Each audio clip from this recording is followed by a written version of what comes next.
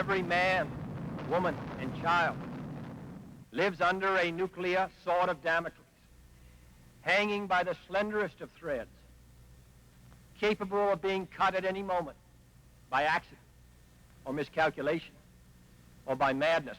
We said this is going to change everything. This is going to overthrow American foreign policy. This movie is revolutionary. We were completely wrong, but we really felt that something amazing had happened on the screen. It was radical and fresh for its time. I think one of the great lines in the movie is, Gentlemen, you can't fight in here. This is the war room. you know, that's not permitted. We can destroy the world, but we can't fight in the war room.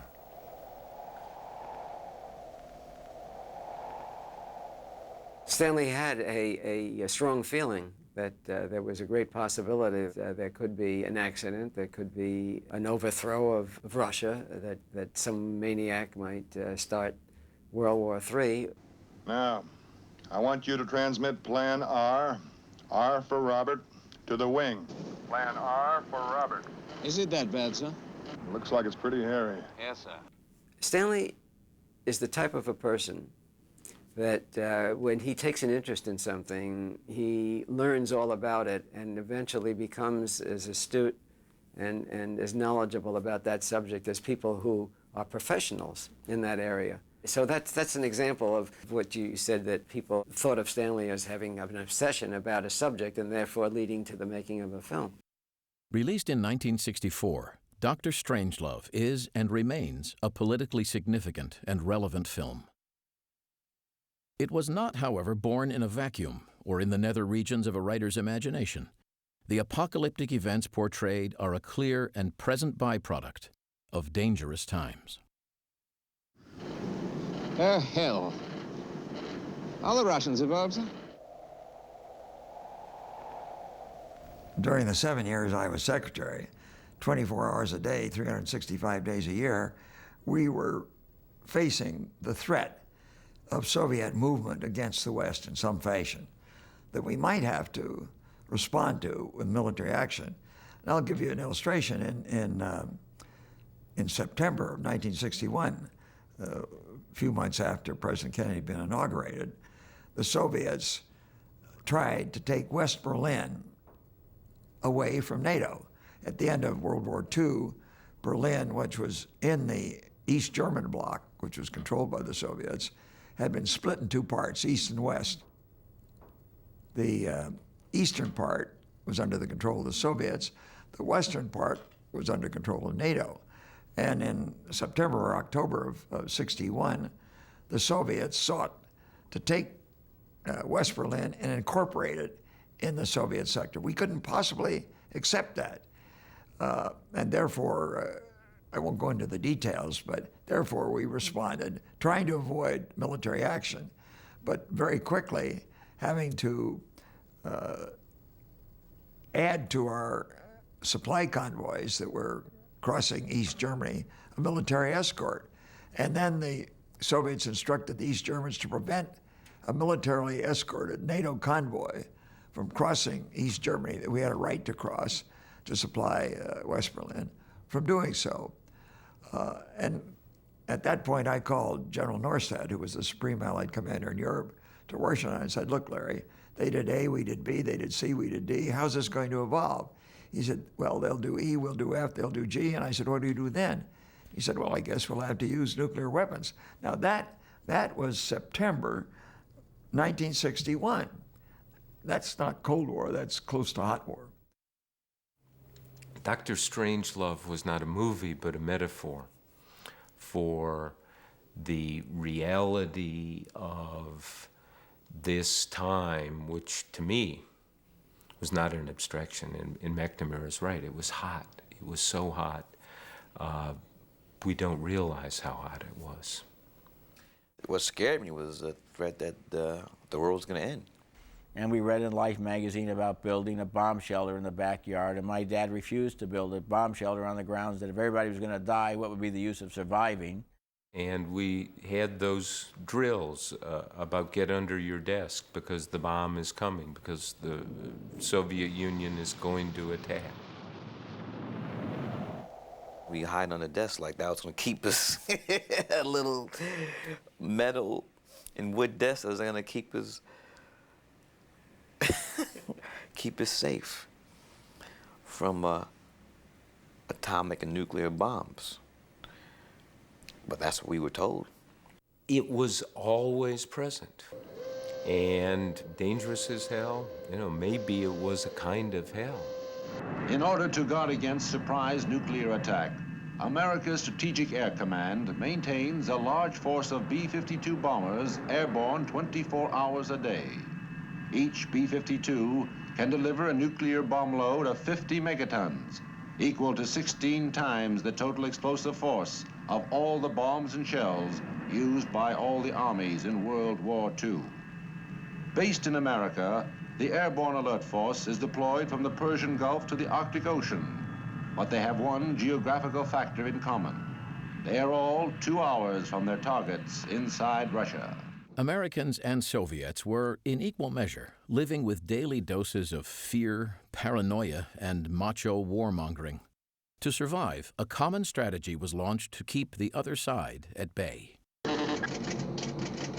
Deterrence is the art of producing in the mind of the enemy the fear to attack.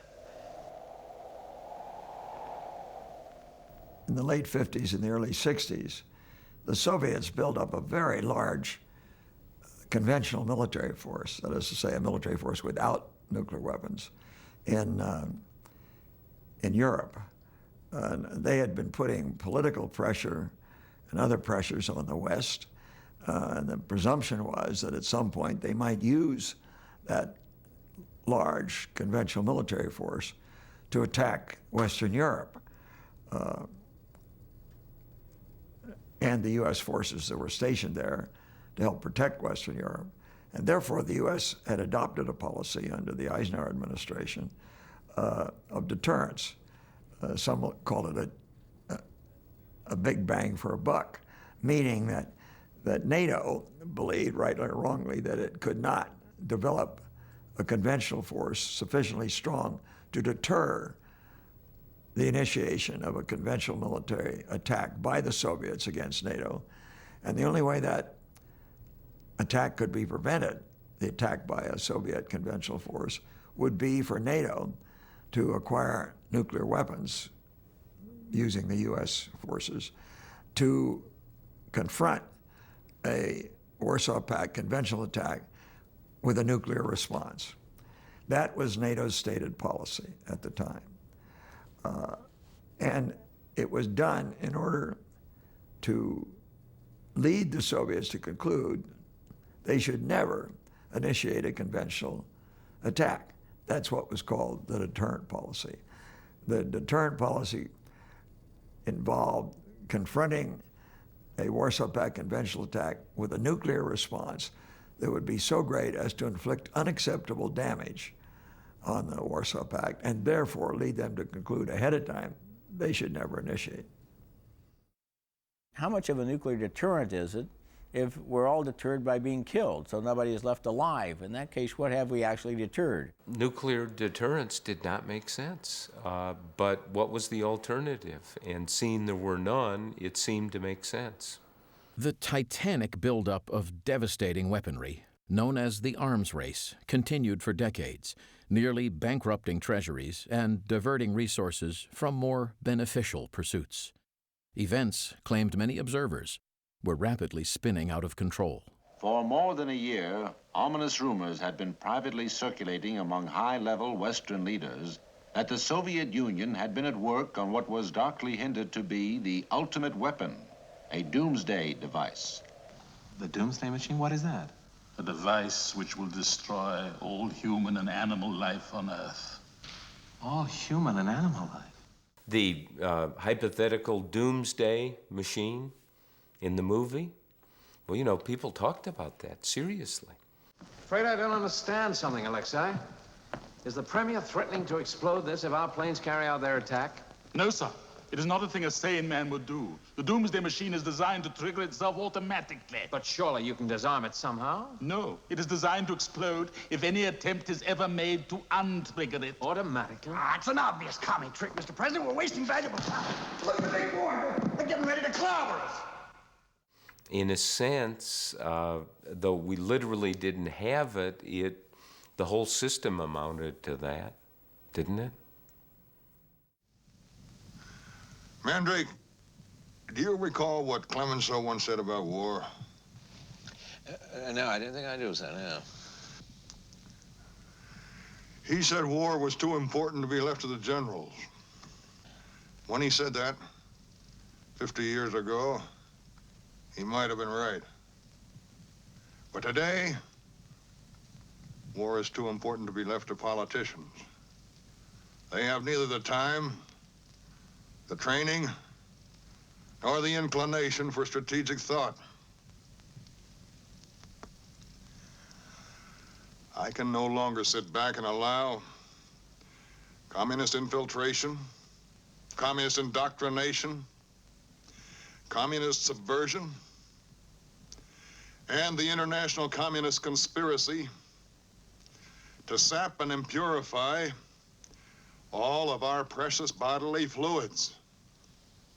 This guy is not, he's not adequate in his sexual life.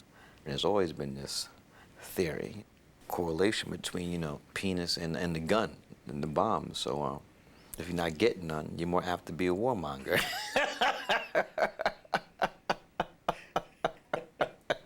Mr. President,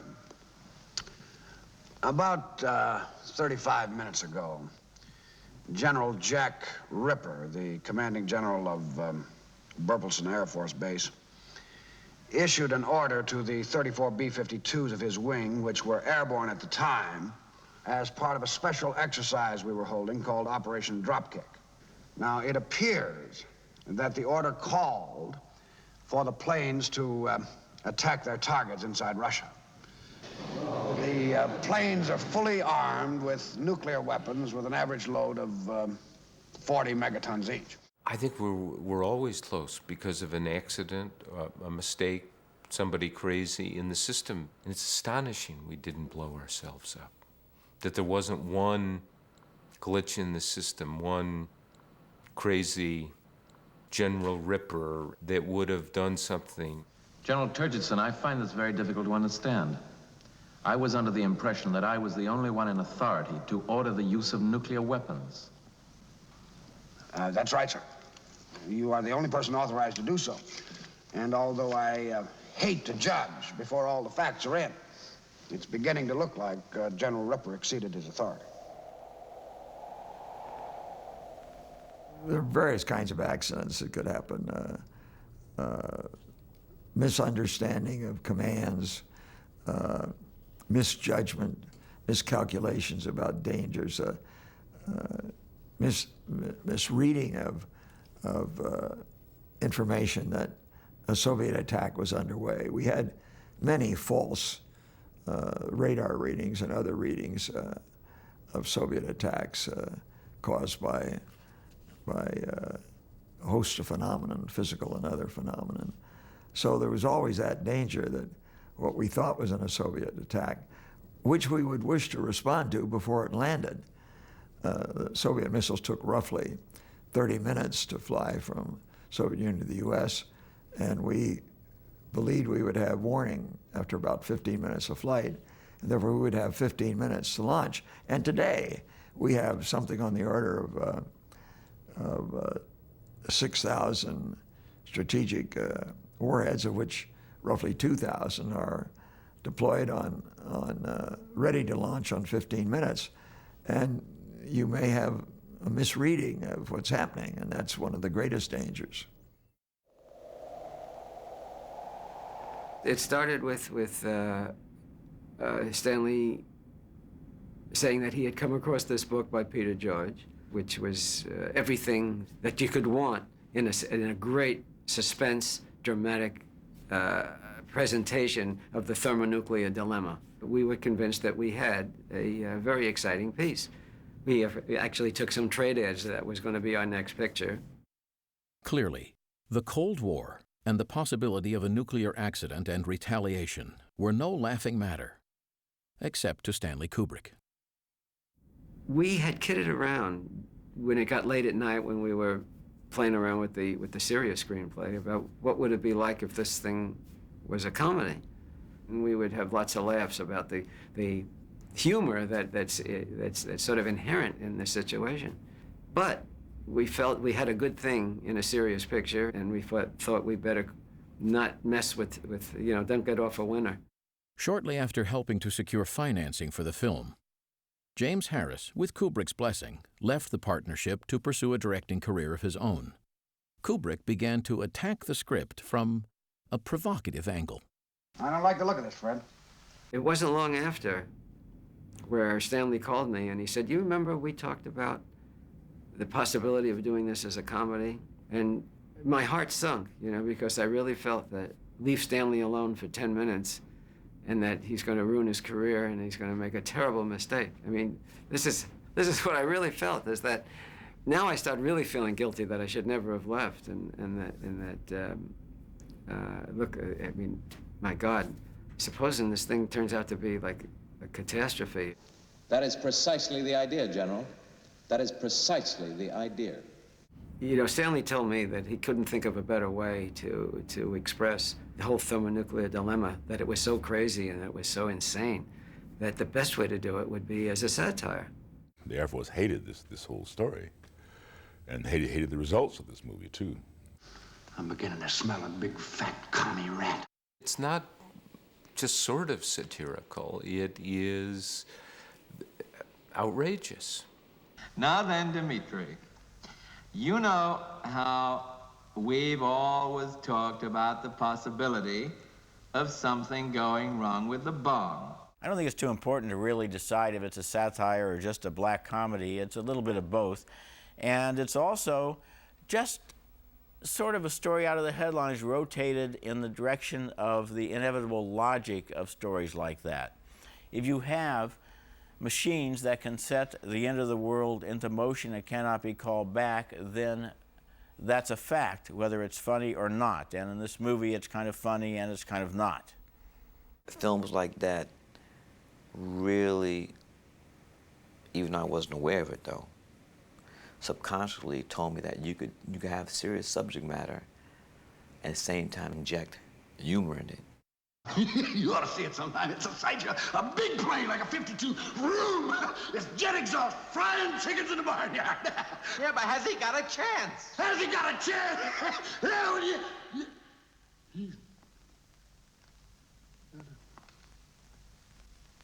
I know it might be a cliche, you sugarcoat the pill, but I think it works like that. Major Kong, is it possible this is some kind of loyalty test, give the go code and then recall to see who would actually go? Ain't nobody ever got the go code yet. And old Ripper wouldn't be giving us Plan R unless them Ruskies had already clobbered Washington and a lot of other towns with a sneak attack. Yes, sir.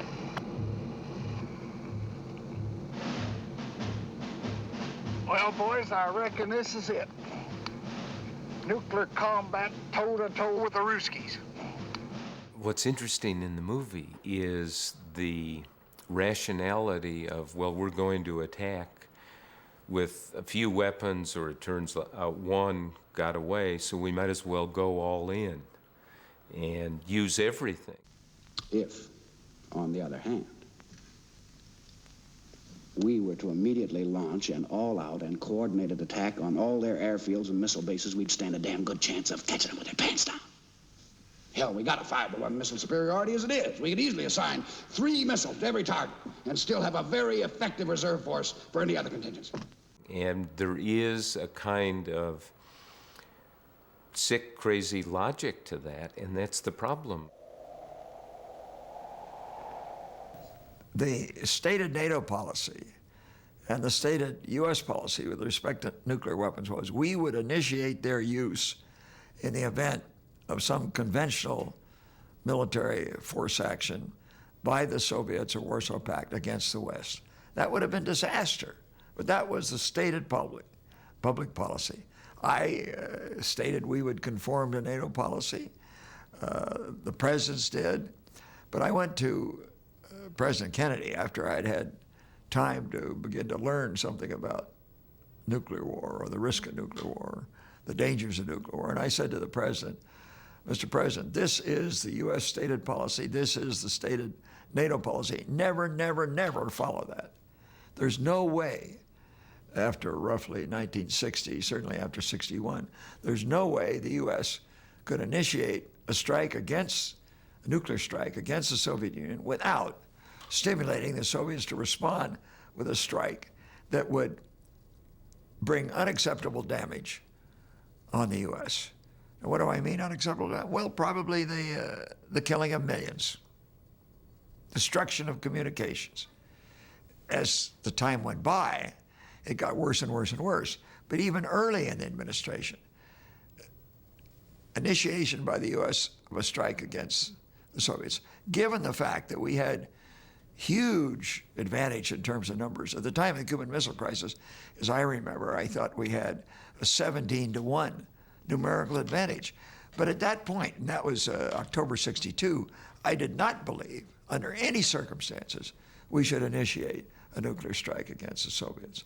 Because even 5 or 10 nuclear weapons targeted on the east coast of the U.S. would destroy millions, tens of millions. What U.S. president or secretary would ever have acted in a way that would yield that result? So the stated nuclear policy of the U.S. and NATO at that time was wrong, and it's wrong today. You're talking about mass murder, General, not war.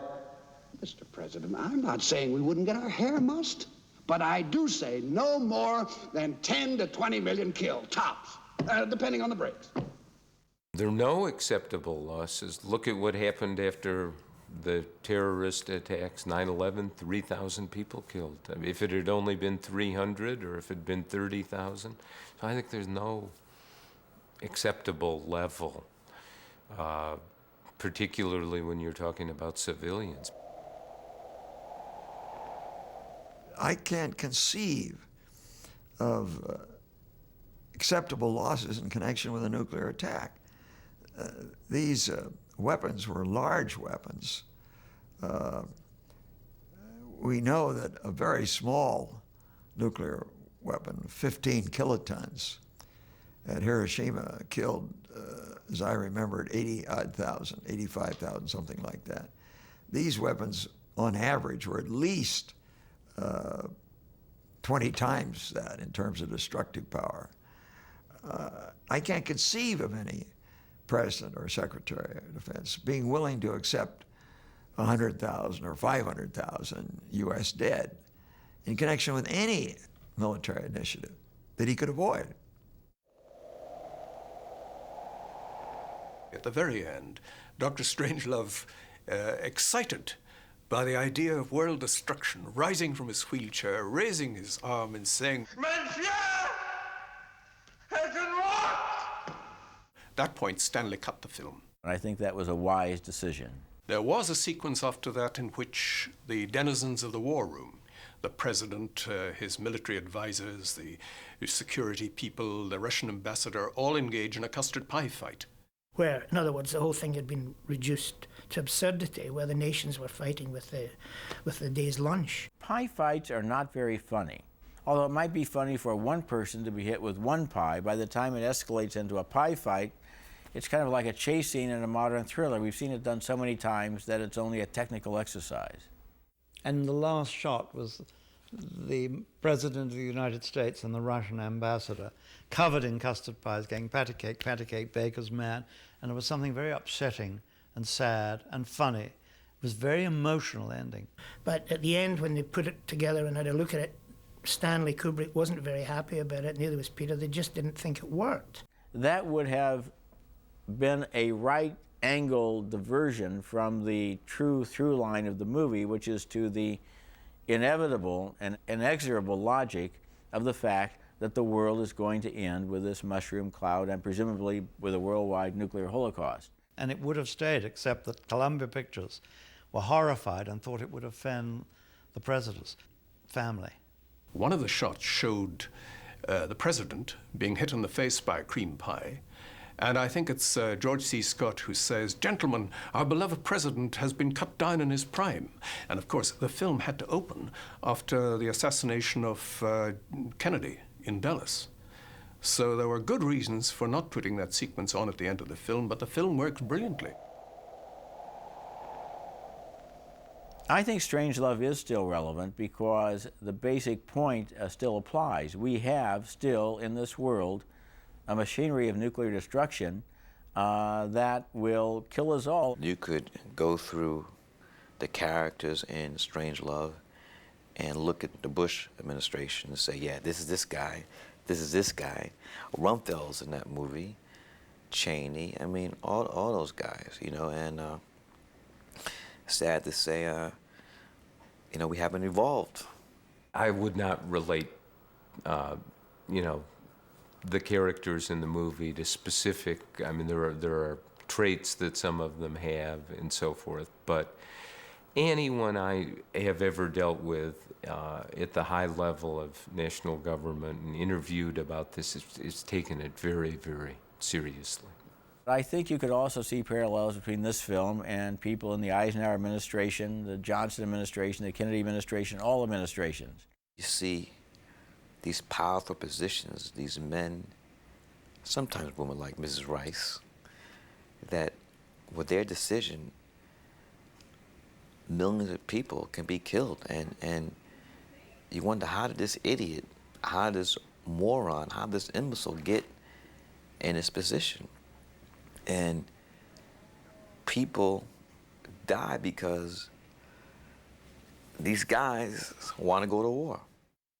Government tends to attract people like this, and one of the amazing things about Dr. Strangelove is the way that it exaggerates, but only to a degree, so that we can say, wow, there are people in government right now who are kind of like that.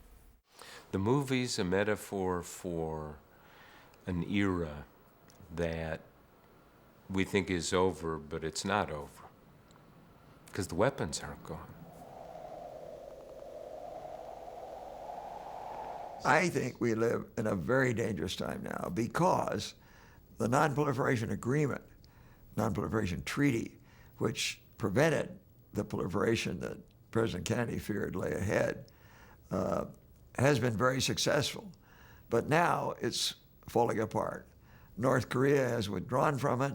Iran seems to be moving toward a nuclear capability.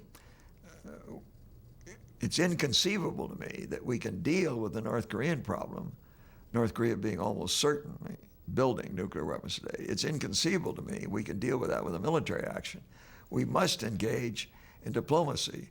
We don't have any effective diplomatic negotiations underway. Very, very dangerous, both North Korea and Iran. If either one or both of them move ahead with nuclear weapons, others are bound to. Japan, Taiwan, the Middle East, and so on. It's an extremely dangerous world. Historians, hundreds of years, thousands of years, if we have history that long, will look back on this and say, what kind of crazy people there were? How could they take such a risk? Life is precious. And in the name of what? Security, our way of life, protection, what is that worth in the face of some kind of annihilation? Once you push this button, you can't unpush it, and it's too big of a button to ever be pushed.